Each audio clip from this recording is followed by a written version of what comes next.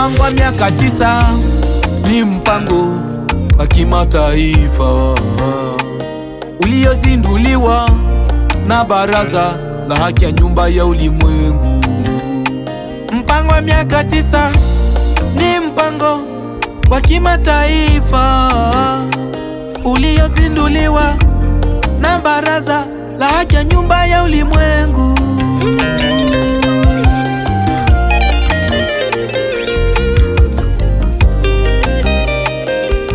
Chombo cha juu cha uongozi wa dini ya Kibahai ulianza kipindi cha Ridhivani 2022 na kuendelea hadi mwaka 2031.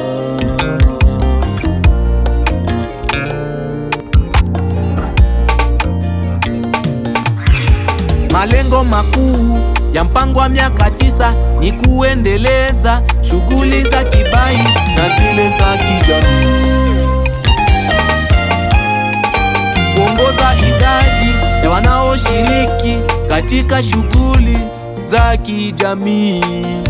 na zile za kiroho, kuhakikisha jamii zetu zimekuwa kwa njia endelevu,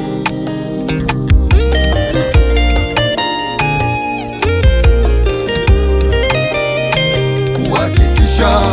jamii zetu zimekuwa kwa njia endelevu,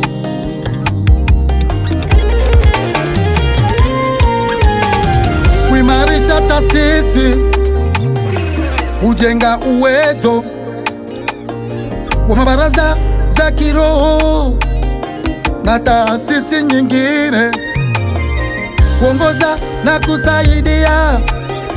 maisha ya jamii, kukuza maneno zaidi, kufikia hatua ya kuwa na mpango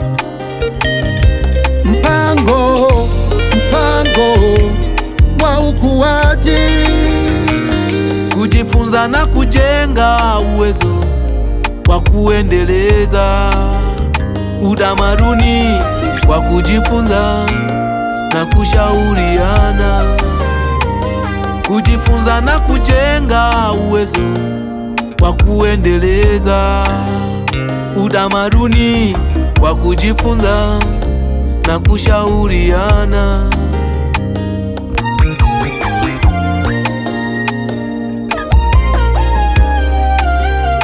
kupanua mafunzo kupitia taasisi ya RUI na nyenzo zingine za elimu, na kushiriki katika maendeleo ya jamii na midalo.